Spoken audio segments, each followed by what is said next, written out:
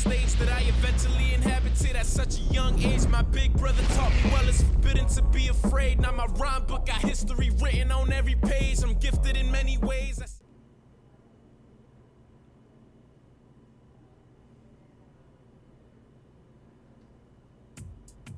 What a life, eh, freak? 1 minute you're playing 21 and horse on the courts in Harlem, and the next moment you're in the showroom, configuring the gunmetal and graphite exterior of your luxury car and your iPad mini. Oh, I bet you get a crazy crowd when you drive that car around the block in the old neighborhood, huh? Yeah, I'm living the dream. Bad pandemonium. But folks from back around the way are real proud of me. Yeah, I hear you. Local kid makes good. You know, it kind of reminds me of when I took my tech stock public and I rang the New York Stock Exchange bell and my mom's friends called her up and said, "Maggie, is that your son on Bloomberg News this morning ringing the bell?" And my mom says, "Yes, sirree, Bob, it was him." That was a great moment, freak. And you know, our lives are like a pearl necklace of great moments, all strung together with the finest silk thread of memories. And we have to be very careful how we cultivate those pearls and we thread that necklace. Does this meeting by any chance have to do with Vic Van Leer? I grew up in the burbs, freak. I wasn't poor, upper middle class, comfortable. My daddy worked as an accountant for one of the largest insurance firms in the country. Smart with his money. Mom didn't have to work. I went to boarding school. And my dad died of a heart attack when I was a freshman at MIT. I was a movie geek, wanted to be a civil engineer, but I made my fortune by becoming a hybrid of both those interests. My dad didn't want me to be an accountant. Oh, listen to this. My best friend was a guy named Isidore. Yeah, we called him Izzy. He was one of the smartest human beings I have ever met in my life. I mean, Izzy was taking second-year college calculus courses as a high school sophomore, right? Straight-A student, full ride to MIT. Izzy had the world at his fingertips. But he was always looking for trouble, and trouble found him. He ran with the wrong crowd. And when we got to MIT, he got this great job working for a financial consulting firm in Boston. But every weekend, he would fly to Vegas. You see, Izzy had a system for counting cards in Vegas that had the big casinos on the Strip. Oh, stymied.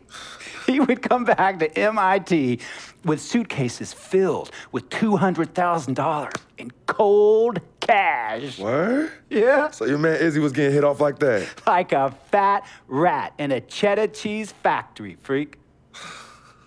Okay, so what happened to this dude Izzy, because he's dope? No, not dope. Dead. After he'd been missing for 3 weeks, the Nevada State Police never found hide nor hair of Isidore.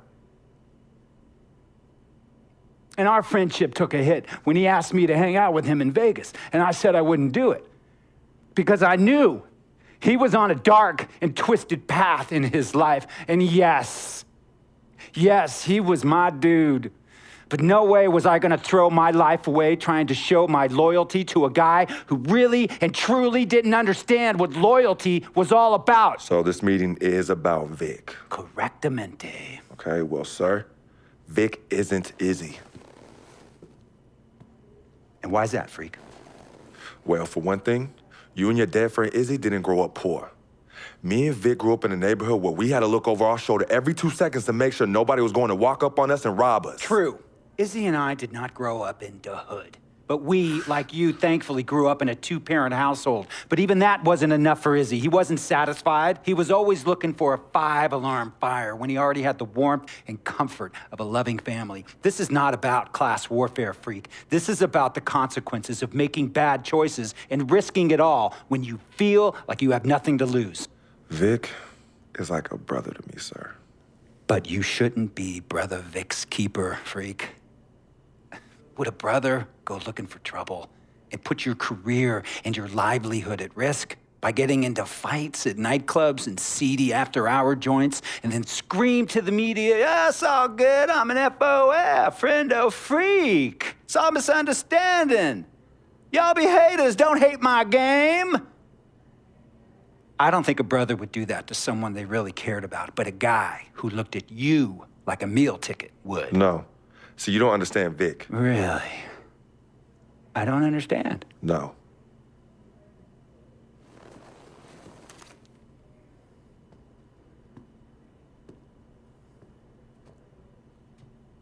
Look, man, it was a misunderstanding with the guy in the next VIP booth.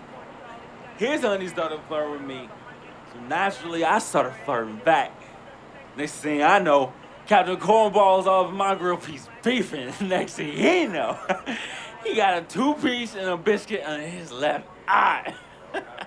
Hey, I don't know who hit him, and it damn sure wasn't me. Hey, Captain Cornball's mad because I'm an FOF, friend of freak. Hey, but check this out though. He needs to train that hottie before he leave the house though. Yo, he's hotties ain't loyal, man. What's there to understand?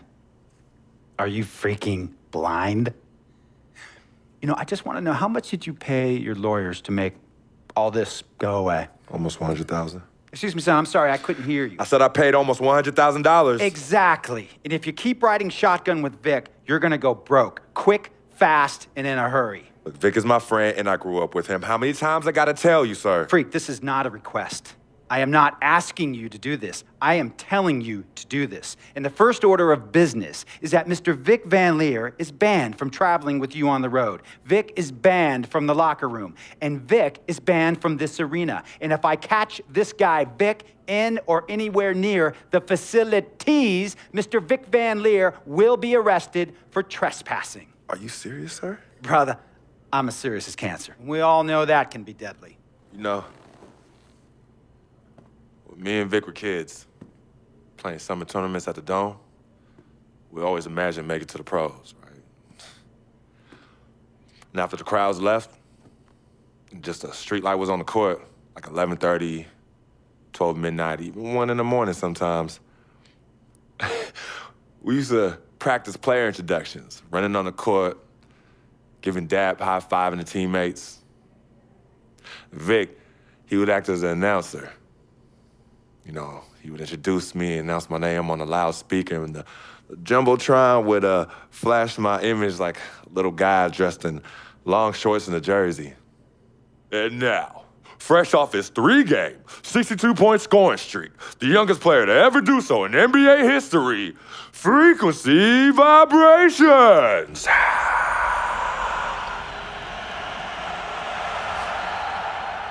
So me and Vic would sit in those empty bleachers at the Dome and dream like nobody's business.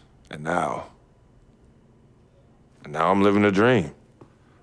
For real. And in so many ways, Vic was part of that. Please, listen to me. I mean, I know this guy's your dude from way back. Look, me and Vic go way back like the front seats of a 67 Cadillac. That's good. We go way back. Did you say front seats? Front seats of a 67 Cadillac. We go way back like the front seats of a 67 Cadillac. Well, Jiminy Crickets. I'm gonna be the hit once again at Herbie Allen's Sun Valley Shindig because my fellow billionaires love it when I walk and talk that talk. So that almost sounds... No, let me tell you exactly what it sounds like. I respect, admire, and most importantly, love you as a human being and a role model. But I pay you a lot. And I mean, I pay you a lot of money to play for my team. And I am in this game to win it. And you can't win it with an albatross around your neck like Vic. So Vic is done. History. And here's some more lingo that I picked up from a former megastar who used to play for me several seasons ago. Thought I would never release him until I did. And now he's the 6th man on a struggling team in Venice. And yeah, I'm talking Venice with the canals and the gondolas and Harry's Bar, not the street ballers next to the fortune tellers on the beach in Cali. This guy used to tell me when he thought there was a player destroying our team, don't be a hero, cut that zero. And that is what I am telling you about Vic, freak. Don't be a hero, cut that zero. The only thing Vic brings into your life is headache and unwanted and unnecessary negative attention. And it will begin to affect your mindset. And when it affects your mindset, it's gonna affect your play. And when it affects your play, it's gonna affect my team. And when it affects my team, it's gonna affect my money. And if it affects my money, Google Translate will become your new freaking friend. I want a championship ring, freak, and I want you to help me get that ring. And banners after banners hanging from the rafters in this arena. So, freak, hear me clearly and hear me good. V, G, Vic, gotta go!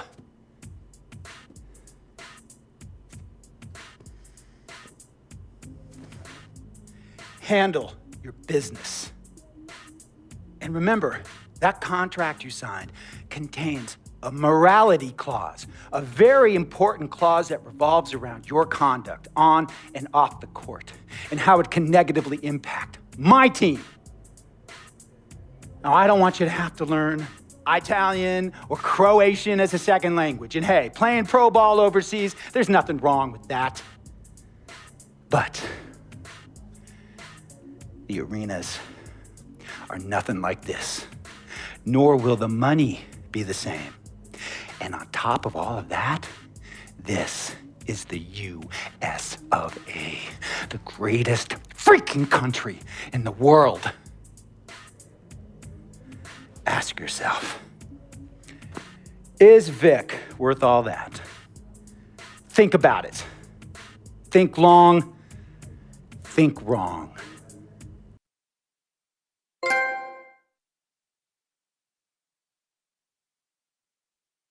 Tell you about Vic. He has his bad rap. It's not, and I understand some of his judgments might shadow his actual character. He's not that at all. Man, Vic, let me tell you something. We actually, we have love for each other. We're brothers. Blood couldn't make us any closer at all. I mean, he has so much loyalty to me and to my family. You could see even Cece, has issues with him, but he still loves her. He still loves her.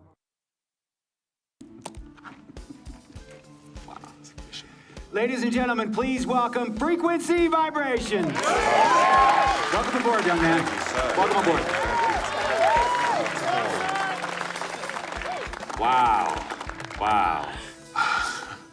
This is bananas. Take your time, baby.